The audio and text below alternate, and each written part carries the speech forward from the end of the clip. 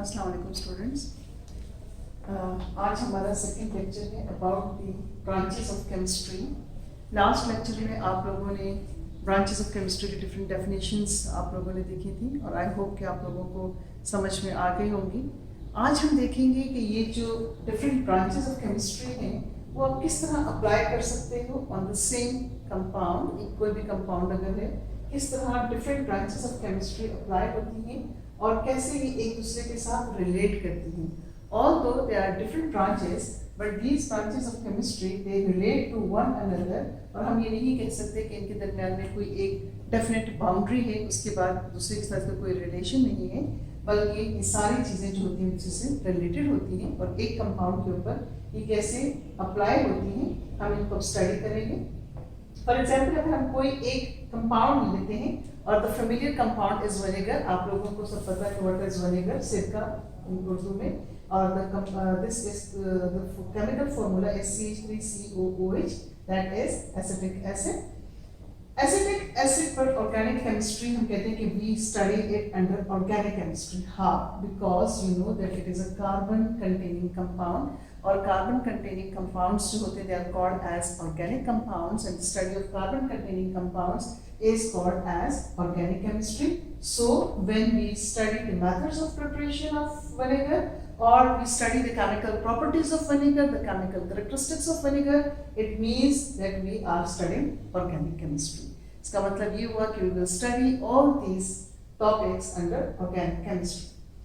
Next is biochemistry. Now vinegar जो है ज़ाहिर है it is used as a food के अंदर भी है यूज होता है, तो that's why जब ये बॉडी के अंदर जाता है, ह्यूमन बॉडीज के अंदर जाता है और इस तरह कौन कौन से केमिकल रिएक्शंस से अंडरगो करता है, how it undergoes different chemical reactions. तो when we study those chemical reactions in which this vinegar undergoes, तो this becomes biochemistry because now we are studying the chemical reactions inside the living organisms. Living organisms की body के अंदर हम इसको study कर रहे हैं, तो that's why it becomes biochemistry. Now, inorganic chemistry में कहाँ पर इसको हम लाइक कर सकते हैं? When we study different elements or different components of this vinegar, when we study carbon, when we study hydrogen, when we study oxygen, अगर इनको separately हम study करें, तो the study of its component elements is called as inorganic chemistry. आपको पता है कि inorganic chemistry is that part of chemistry which deals with the study of all those compounds other than the carbon containing or other than the organic compounds. So अगर हम इसके components को study करेंगे तो we are studying inorganic chemistry.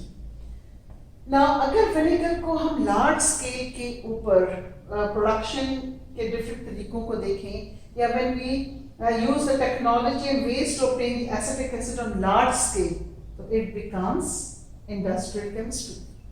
Obviously, ज़ाहिर है industry में हम इसको लार्ज स्केल के ऊपर प्रोड्यूस कर रहे हैं, तो कौन कौन से टेक्नोलॉजिकल मेथड से कौन कौन से तरीके हम इसको अडॉप्ट करेंगे कि हम इसको आसानी के साथ बहुत ज़्यादा अमाउंट में विनेगर को ऑब्टेन कर सकें, तो that will become industrial chemistry. Next is physical chemistry. Physical chemistry explanation of its transformation into gaseous state or solid state। जब हम विनेगर को गर्म करते हैं, इसको स्टीम में, इसको अगर हम gaseous state में कन्वर्ट करते हैं या फिर हम इसको सॉलिडिफाई करते हैं, तो वो तमाम applications of laws and theories to understand its structure, it all comes under physical chemistry। फिर इसका मतलब है कि we are studying physical chemistry।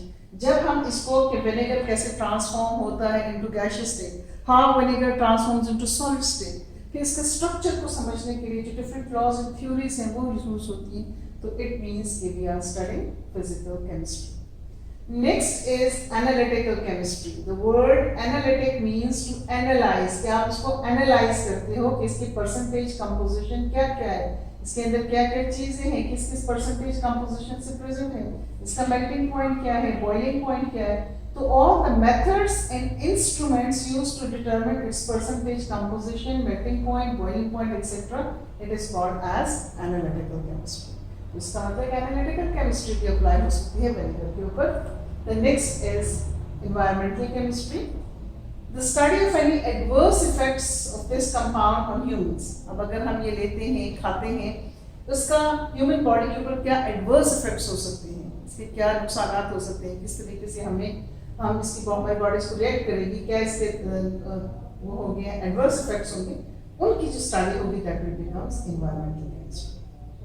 And the last one is nuclear chemistry, the study of effects of radioactive radiations or neutrons on this compound।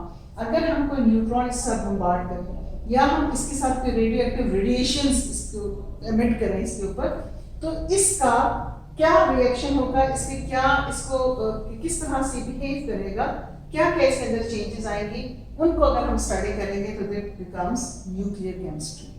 फिर वो nuclear chemistry बन जाती है। तो इसका मतलब ये हुआ कि जितने भी ब्रांचेस ऑफ केमिस्ट्री हैं ये एक दूसरे से रिलेट करती हैं और किसी एक कंपाउंड को हम किसी एक ब्रांच ऑफ स्टडी या किसी एक ब्रांच ऑफ केमिस्ट्री में स्टडी नहीं कर सकते, बल्कि इसके ऊपर तमाम ब्रांचेस जो हैं वो अप्लाई करती हैं और हमको उसको आपने देखा कि किस किस एस्पेक्ट से हमने एक विनेगर को स्टडी किया।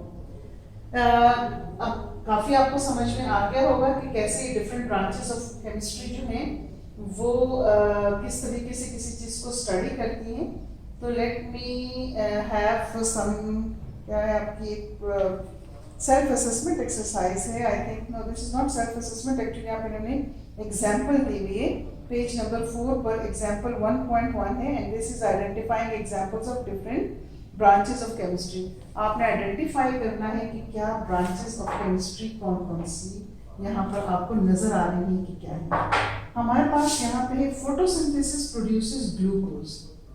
अब यहाँ पे है photosynthesis produces glucose and oxygen from carbon dioxide and water in the presence of chlorophyll and sunlight. अब यहाँ पर जो आप लोगों ने कंसंट्रेट करना है वो ये देखना है कि एक्चुअली हो क्या है। फोटोसिंथेसिस, फोटोसिंथेसिस मीन कि making of food in the presence of sunlight and it is taking place inside plants. ये प्लांट्स के अंदर ही हो रहा है। अब अगर ये प्लांट्स के अंदर हो तो प्लांट्स क्या है, प्लांट्स आर लिविंग ऑर्गेनिजम्स। अब ये रिएक्शन जो है we are studying this reaction in plants, it means we are studying the photosynthesis in living organisms. That's why हम कहते हैं कि this branch of chemistry it is applying over here. इस वक्त हम बायोकेमिस्ट्री को स्टडी कर रहे हैं। We are studying biochemistry because this reaction is taking place inside a living organism. So photosynthesis वाला जो है this is biochemistry. The second one is plantation helps in overcoming greenhouse effect. अच्छा, अब greenhouse effect जो है इसमें जो key word है that is greenhouse effect. आपने सबसे पहले key word को देखना है। Greenhouse effect is related to the environment. Sorry. Environment से relate करते हैं, तो that's why we are studying environmental chemistry. ये सब green house effect और plantation, good plantation का भी नाम word है, but the key word is greenhouse. The greenhouse relates to the environment. That's why we are studying environmental chemistry.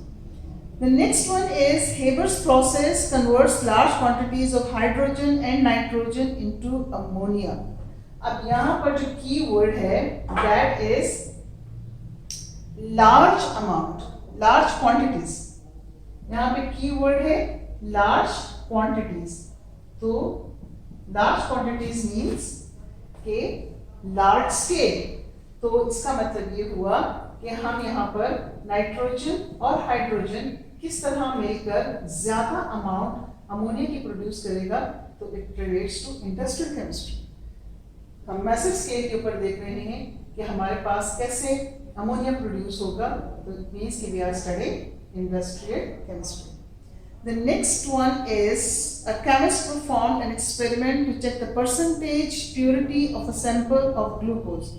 अब percentage purity देखनी है कि sample of glucose, और उसमें आपने ये देखना है कि कौन कौन सी चीजें हैं। तो obviously this is analytical chemistry. Percentage composition भी है तो this is analytical chemistry number 5. I think मैंने एक बीच में से मिस कर दिया है, नंबर 4 को मिस कर दिया है. तो this is number 5. Number 5 is a chemist performed an experiment to check the percentage purity of a sample of glucose. So obviously it is analytical chemistry. Fourth मैं आपको बता दूं, ammonia is a colorless gas with pungent irritating odor. It is soluble in water. तो यहाँ पे ammonia जो है उसकी प्रॉपर्टीज को डिस्कस किया जा रहा है और इसका जो की वर्ड है that is soluble in water. ये भी इसका फिजिकल प्रॉपर्टी है और उसके अलावा इसकी जो कलरलेस है this is also physical property. Pungent odour, irritating odour, this is also physical properties. It means कि we are discussing it under inorganic chemistry. हम इसके कंपोनेंट्स को स्टडी कर रहे हैं. इसको हम इनऑर्गेनिक केमिस्ट्री की हेडिंग में इसको स्टडी कर रहे हैं.